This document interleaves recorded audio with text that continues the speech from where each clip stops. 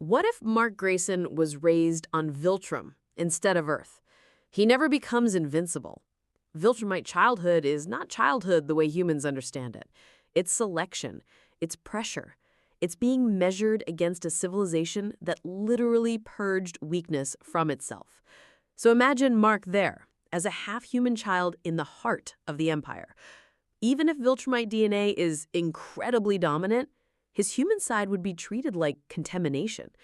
Every bruise that lasts too long, every hesitation, every emotional reaction, every failure in combat becomes a question. Should this child exist? Mark would be raised in suspicion. The Empire would demand proof, not potential or kindness. Can he kill? Can he obey? Can he survive training for Viltrumites? Can he dominate someone weaker without flinching? And if he cannot, all Viltrum would see is a defective weapon. Now take Debbie out of the equation, and everything changes.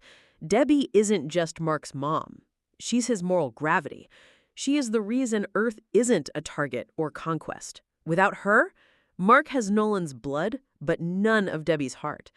A Viltrum-raised Mark would be disciplined, brutal, and desperate to earn legitimacy. But I don't think he would be simple. He would not just be a mindless soldier. Mark's defining trait, even in canon, is that he feels things intensely. On Viltrum, that does not disappear. It curdles. He becomes a believer because belief is survival. He convinces himself the Empire is right because the alternative is admitting his entire life was abuse wearing armor.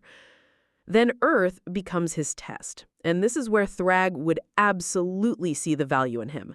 A young man with a human face, human blood, and Viltrumite power, arriving not as a protector, but as the Empire's perfect contradiction. He would be sent to conquer the planet Nolan failed to fully break.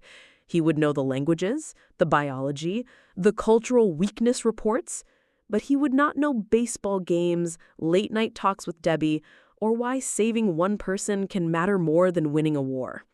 And yet, the wild card is still there. Human DNA might not make him kind automatically, but maybe it gives him friction.